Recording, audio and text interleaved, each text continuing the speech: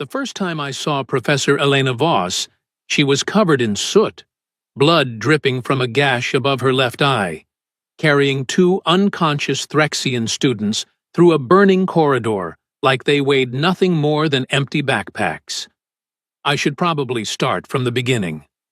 My name is Krelix, and I teach xenobiology at the Galactic Institute of Advanced Learning on Station Meridian. I have been teaching for 47 cycles, and in all that time, I have never witnessed anything quite like the humans. More specifically, I had never witnessed anything like that particular human. The day started normally enough, which should have been my first warning.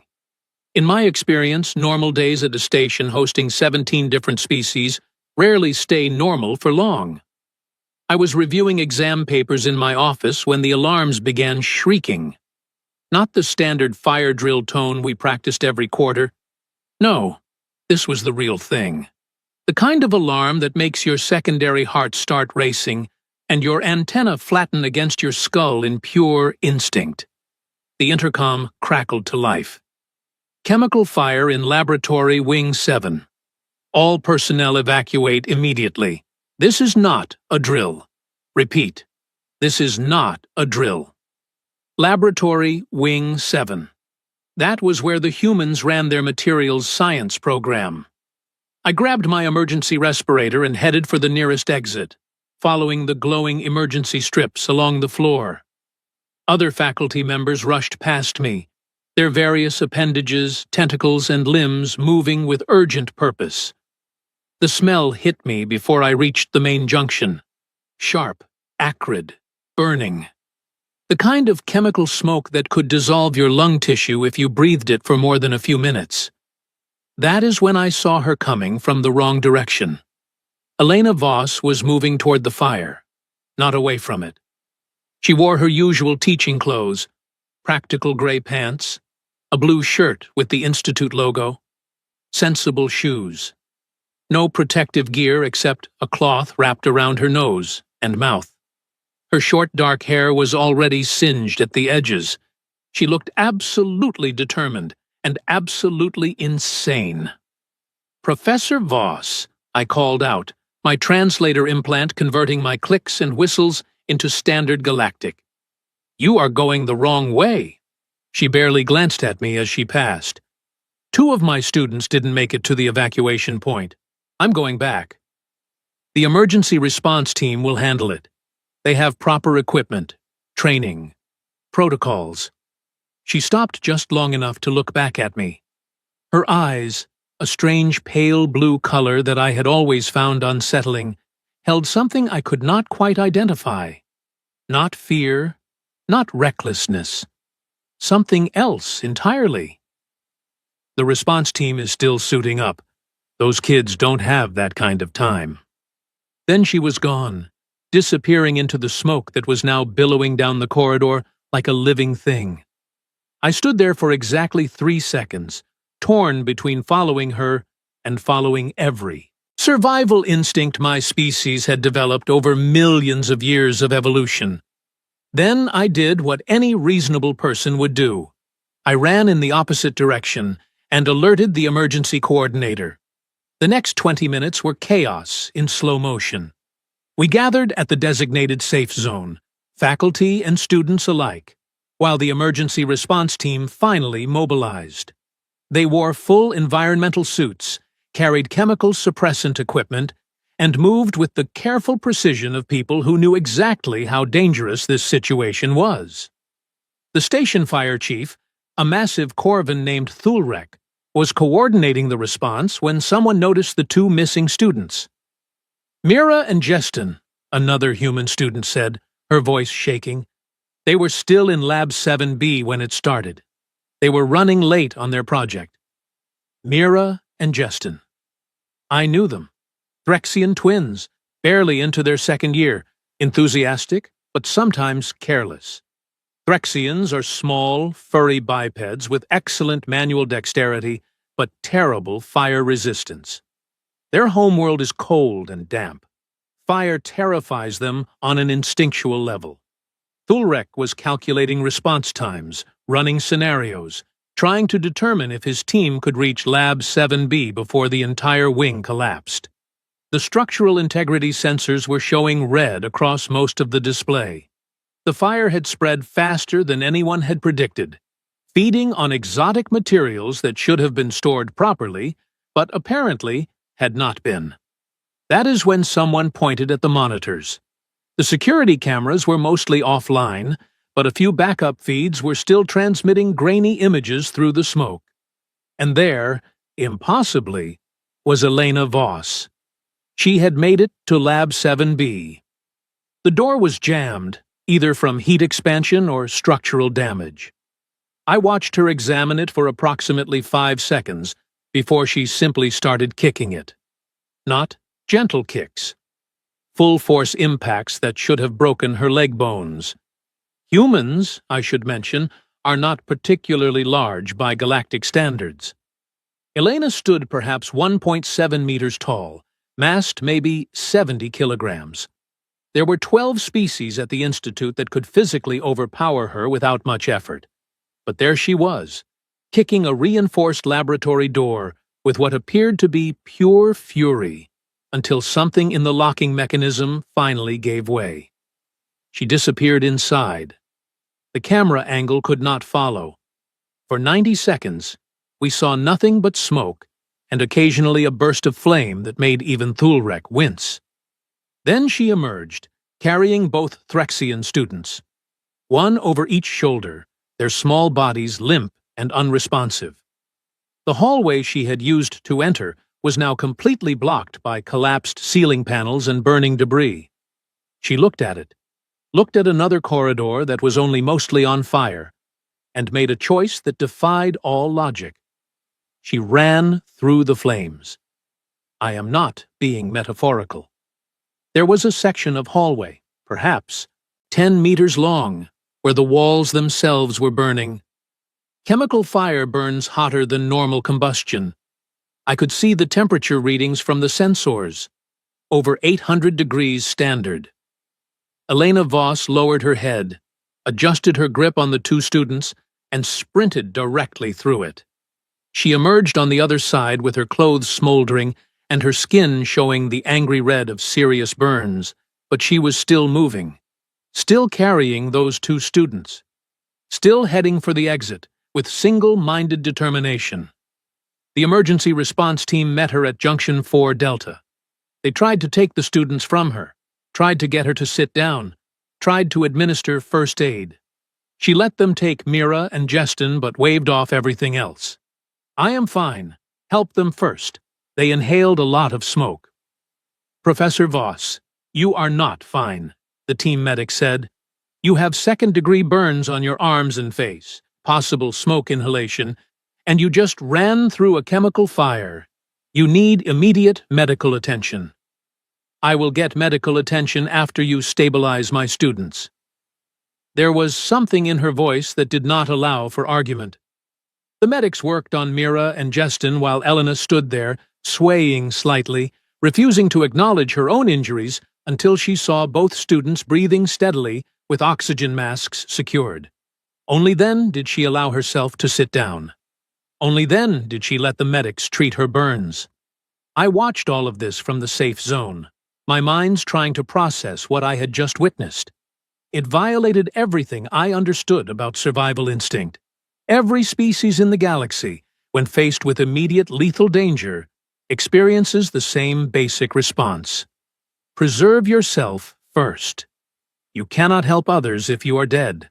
It is simple logic, simple biology, simple sense. But Elena Voss had looked at that simple sense and decided it did not apply to her. The news spread through the station faster than the fire had.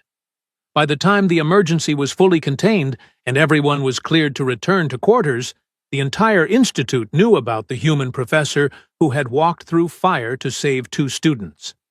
The recordings were being shared on every network, analyzed and discussed and replayed. I went to visit her in the medical center 3 days later, after the doctors had finished treating her burns and cleared her for visitors. She was in a standard recovery room, her arms wrapped in regenerative bandages, a healing patch covering part of her face. She looked tired but alert, working on a data pad despite the doctor's orders to rest. "Professor Krelix," she said, when she noticed me at the door. "Come in. Sorry about the mess." The room was not messy. It was almost obsessively organized. But humans often say things they do not literally mean, and I had learned not to point this out. "How are you feeling?" "Like I got into a fight with a star and lost." She set down the data pad. "But I will be back to teaching next week. The burns look worse than they are. Mostly superficial." The medical report I read said you had second and third degree burns covering 18% of your body surface area. Like I said, mostly superficial. She smiled, and I realized she was joking, making light of injuries that would have hospitalized most species for weeks. "Mira and Justin are okay. That is what matters." "Yes, they are recovering well. Their parents have sent multiple messages of gratitude, as has the Institute administration, as has, apparently, half the station." I settled into the visitor chair, which was not designed for my body plan, but would suffice. "You are being called a hero." "I am just a teacher who could not leave her students behind." "Just a teacher," I repeated. "You ran through a chemical fire." The fire was not as bad as the sensors made it look. The cameras exaggerate things. "Elena?" I rarely used her given name, but this seemed like an appropriate time. I watched the same footage everyone else did. The fire was exactly as bad as the sensors indicated. "You should have died in that corridor." She was quiet for a moment, looking at her bandaged hands. When she spoke again, her voice was softer. "Maybe, but I did not. And Mira and Justin are alive because I tried. That is all that matters to me." "But why? Why risk yourself for two students you have known for less than a year? Why not wait for the emergency response team?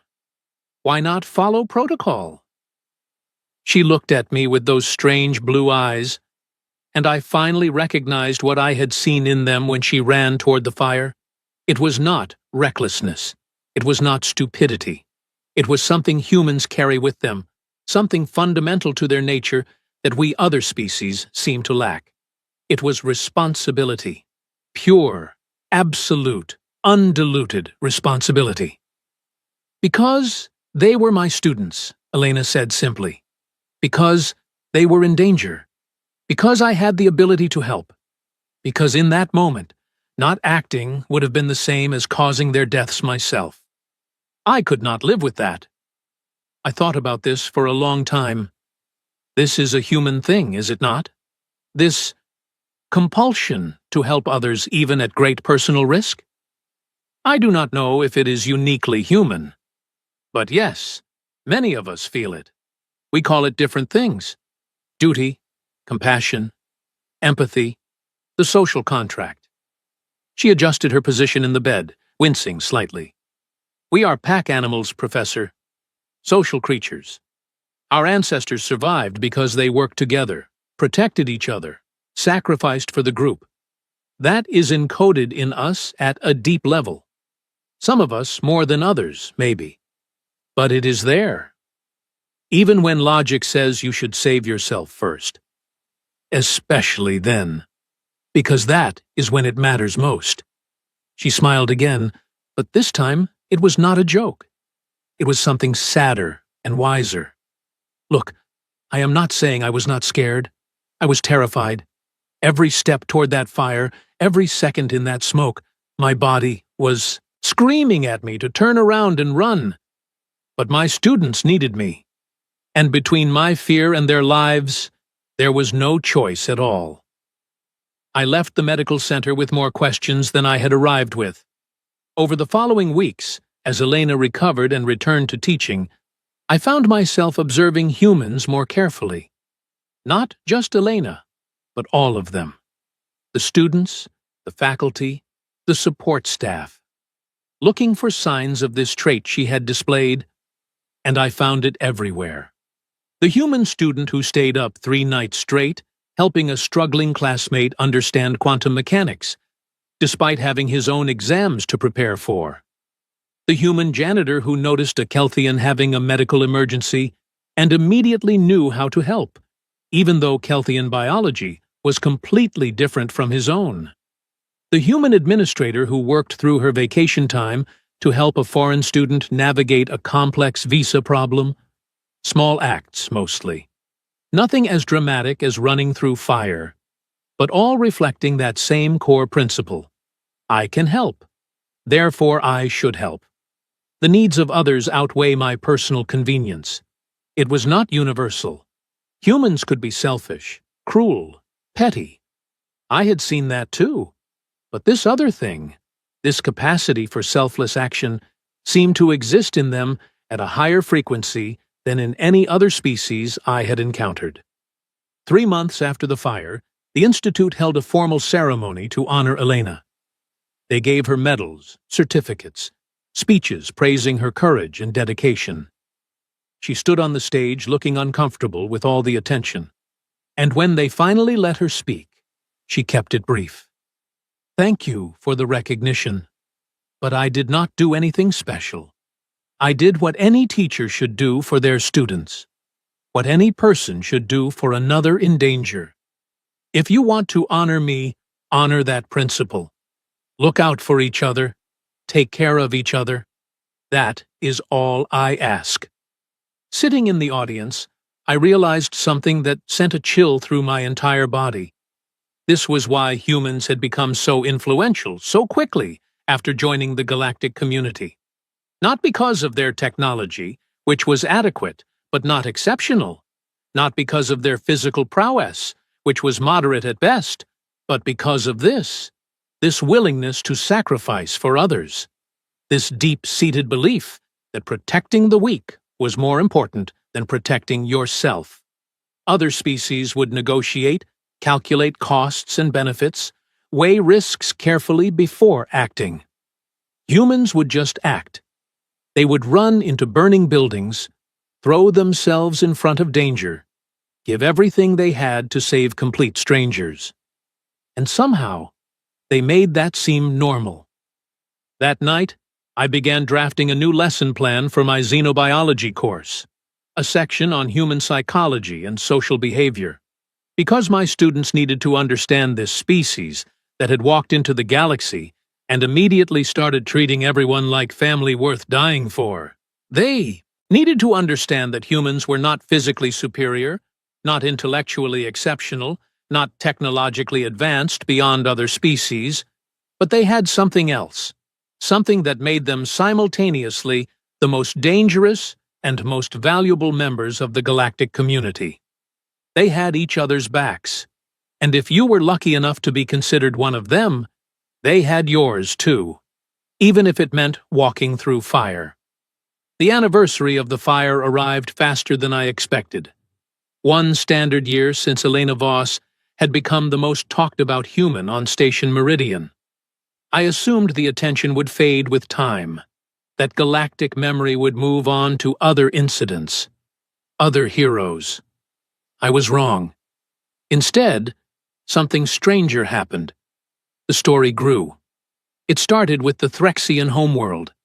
Mira and Justin's parents were not wealthy or politically connected, but they were persistent. They petitioned their Planetary Education Council, submitted testimonies, provided the security footage with detailed analysis. Within 6 months, Elena's actions were being taught in Threxian schools as a case study in cross-species compassion. Children who had never met a human were learning her name.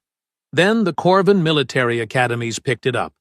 Commander Thulrek, the fire chief who had coordinated the emergency response, used the incident in leadership training. This human professor, he would tell cadets, demonstrated more tactical courage in 20 minutes than some soldiers show in entire careers. Study her decision-making process. Understand her priority framework. The Vilnari Philosophical Institutes incorporated it into their ethics curriculum. The Zenthi medical schools used it to discuss emergency response psychology. The Kelthian art collectives created memorial sculptures. Within a year, Elena Voss had become something she never wanted to be: a symbol. I watched her handle it with increasing discomfort. She declined most interview requests, refused to write a memoir, actively avoided public appearances. "I am a materials science professor," she told me over lunch one day in the faculty dining hall. "Not a celebrity, not a role model, just someone who did what needed doing. Whether you accept it or not, you have become significant," I said, carefully extracting nutrient paste from my meal container. 17 different species are teaching your story to their youth. That has cultural implications. Cultural implications. She pushed food around her plate without eating much. "Krell, I had nightmares for months. I still smell smoke sometimes when there is none. I made a choice in a moment of crisis, and yes, it worked out. But I could have died. Those students could have died. It was not heroic. It was desperate and terrifying, and I never want to do anything like that again. Yet if faced with the same situation, you would make the same choice." She was quiet for a long moment. "Yes, I would. That is the problem." Before I could respond, a group of young Threxian students approached our table. They wore the purple bands of first-year students, their fur groomed in the formal style that indicated they were on their best behavior. The one in front held a small crystalline data device, hands trembling slightly. "Excuse me, Professor Voss." His translator rendered his speech with a nervous tremor. "We are from Threxia Prime. We study here because of you. Because you saved Mira and Jestin. Because you showed us that humans value all lives, not just their own species." He held out the data device. "This contains messages from 3,000 Threxian students across the galaxy. We wanted you to know that you changed us. You changed how we see the universe." Elena took the device with bandaged hands that had long since healed, but still bore faint scars. Her eyes were shining in a way I had learned meant humans were suppressing strong emotions. "Thank you. That means more than you know. But please understand, I am not special. Any decent person would have done the same." "No, Professor," another student spoke up. "We researched this. We studied human history, human culture, human psychology. You are special because you are normal for your species. You did what humans do, and that is what makes it so remarkable." They left, and Elena stared at the data device for a long time without speaking. "They are not wrong," I said finally. "I have been studying human behavior patterns for the past year. What you did fits a consistent pattern. Humans regularly risk themselves for non-relatives, for strangers, for members of other species. The statistical frequency is unprecedented." "Other species help each other too," Elena protested. "Altruism is not unique to humans." "No, but the scale is, the consistency is, the apparent disregard for personal survival when others are threatened is." I pulled up a holoscreen with comparative data. "I have analyzed incident reports from the past 50 years across all Institute stations. Humans comprise 8% of the total population. They account for 62% of civilian rescue actions. 62%. She studied the data, her expression unreadable. "We are just wired differently, I guess. Our evolutionary history was brutal. Small groups of primates surviving on a hostile world. We learned that the group's survival was individual survival. Someone who would not risk themselves for the tribe did not last long. But you are no longer in small tribes on a hostile world. You have access to advanced technology, medical care, legal protections. The logical response to danger is to alert authorities and stay safe." "Logic," Elena laughed, but it was not a happy sound. "Krell, when I saw those students were missing, logic did not enter into it.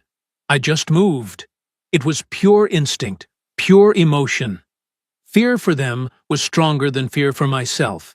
That is not logic. That is something older and deeper than logic.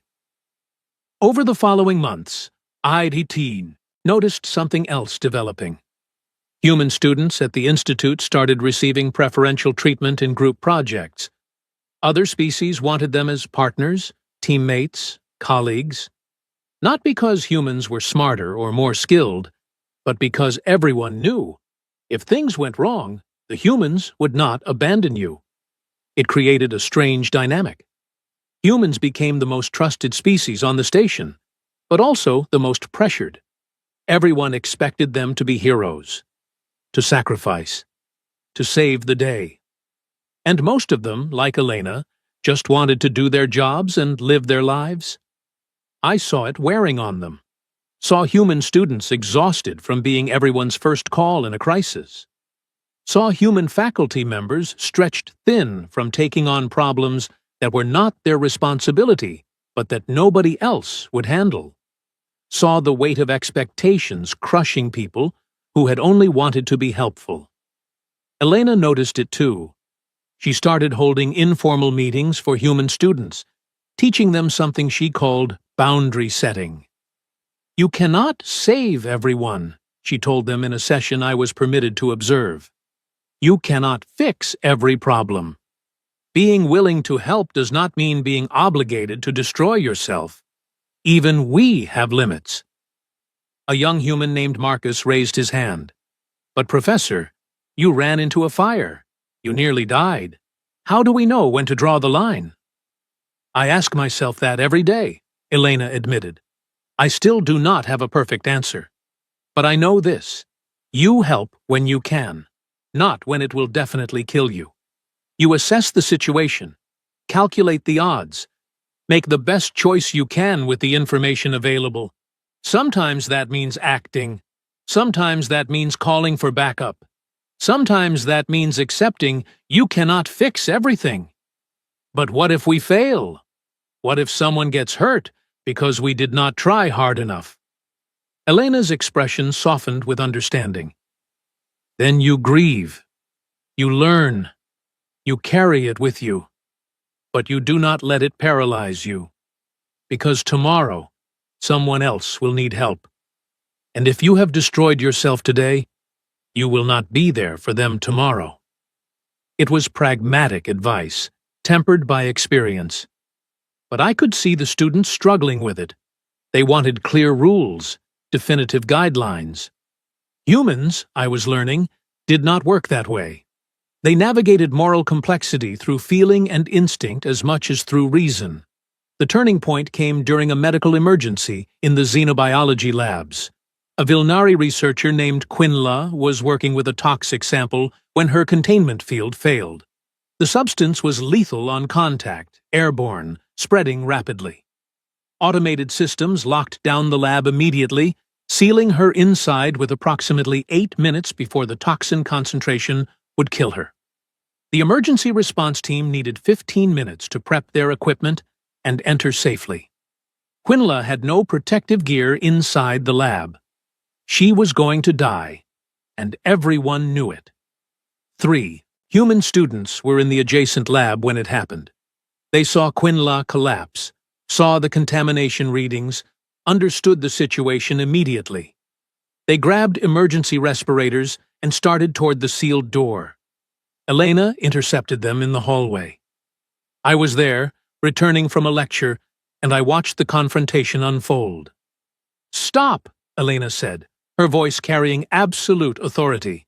"You cannot help her. You will only add 3 more casualties." "But we have to try," one of the students said. "She is dying in there." "Yes, and it is terrible. But those respirators will not protect you from this toxin. It absorbs through skin. You would be unconscious in 30 seconds, dead in 2 minutes. The emergency team has proper suits. They will get her out.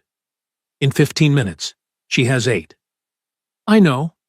Elena's voice cracked slightly. "I know the math, but you running in there without proper protection does not change that math. It just adds more bodies. You ran into a fire, another student challenged. You did not wait for proper protection. I had a chance, a real chance. Fire I could navigate, smoke I could filter with basic cloth, burns I could survive. This is different. This is poison that will kill you faster than you can cross the room. There is a difference between brave and suicidal, and I will not let you cross that line. They wanted to argue. I could see it in their body language, their clenched fists, their desperate expressions. They wanted to be heroes like Elena, wanted to save someone, wanted to prove they were worthy of their species' reputation. But Elena stood between them and the door, and she would not move. Quinella died before the emergency team could reach her. The entire event was reviewed, analyzed, determined to be unavoidable given the circumstances. But those 3 human students took it hard. They believed they had failed, that they should have tried harder, should have found a way. Elena met with them privately. I do not know what she said, but afterward, they seemed different. Sadder, maybe. But also more grounded, more aware that heroism had limits. The incident sparked a broader conversation among the human community on the station. They held forums, discussions, support groups, working through the complicated ethics of when to act and when to accept tragedy. It was painful to watch, but also necessary. They were learning that they could not save everyone, and that this was okay. That being human did not mean being invincible. I incorporated all of this into my xenobiology curriculum, an entire module on human psychology, behavior patterns, evolutionary history. My students were fascinated. They wanted to understand this species that seemed to operate on different rules than everyone else. One of my brightest students, a Zenthi named Relis, stayed after class one day with questions. Professor Krelix, I have been thinking about the humans, about why they act the way they do, and I realized something. What is that? They are not actually altruistic, not in the pure sense. They help others because it makes them feel good, because not helping makes them feel bad. It is still fundamentally selfish, just expressed differently. I considered this. Go on. Think about Professor Voss. She says she ran into the fire because she could not live with herself if she did not. That is self-interest. She was protecting her own psychological well-being, not purely acting for the student's benefit. The motivation is ultimately personal. That is an interesting perspective, I acknowledged. But does the motivation matter if the result is the same? If Elena saved those students to preserve her own conscience or from pure selflessness, they are still alive. It matters for understanding them, for predicting their behavior. If human helpfulness is driven by internal emotional needs rather than abstract moral principles, then we can anticipate when they will act and when they will not. It makes them less mysterious. Perhaps, but I think you are missing something important. I pulled up footage from the fire again, showing Elena emerging from the smoke carrying Mira and Jestin. Look at her face. That is not someone acting to feel good about themselves.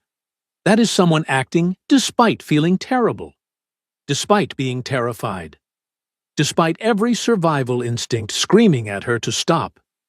But she still chose to act. That choice came from somewhere internal. Yes, from empathy. From the ability to feel others' pain as if it were her own. From a deep psychological drive to protect the vulnerable. You can call that selfish if you want, but it is a form of selfishness that produces selfless outcomes.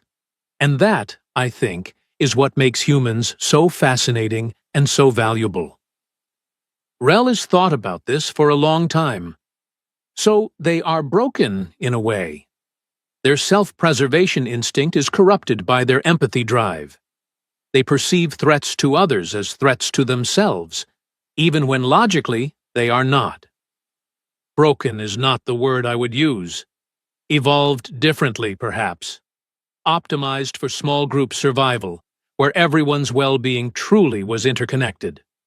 And that optimization has not fully caught up to modern reality. That must be exhausting for them, to carry everyone else's pain. Yes, I agreed. I think it is. The academic year ended. Mira and Justin graduated with honors, both going on to prestigious research positions.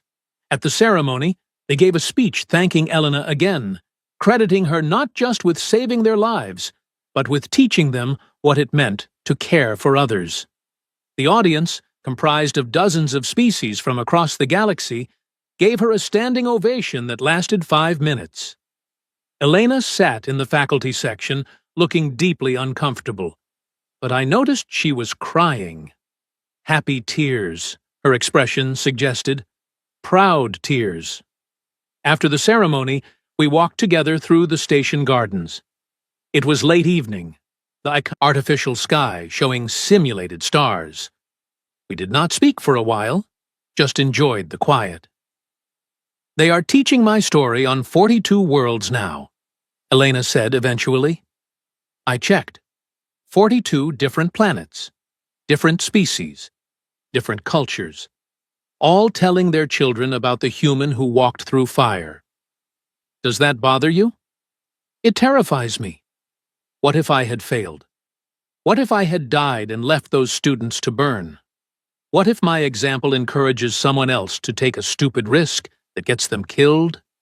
I never wanted this responsibility. But you have it now. What will you do with it? She was quiet for a long time, watching other people move through the gardens. Humans, Threxians, Vilnari, Zenthi, dozens of species coexisting peacefully.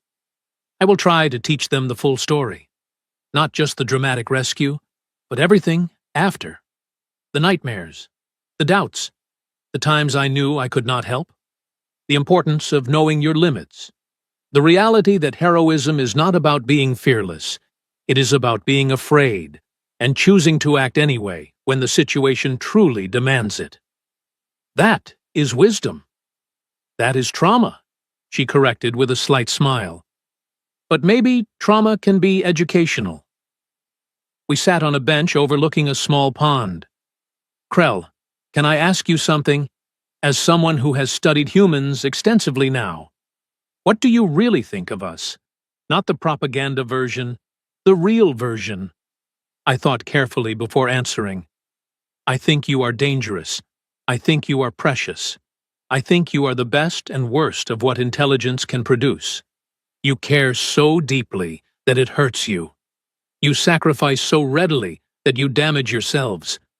You extend trust and compassion to strangers who have done nothing to earn it. And somehow, despite all logic suggesting this should make you weak, it makes you strong. That is not really an answer. Yes, it is. You asked what I think of humans. I think you are complicated. I think you are worth understanding. I think the galaxy is better for having you in it, even when you frustrate and confuse the rest of us. I paused.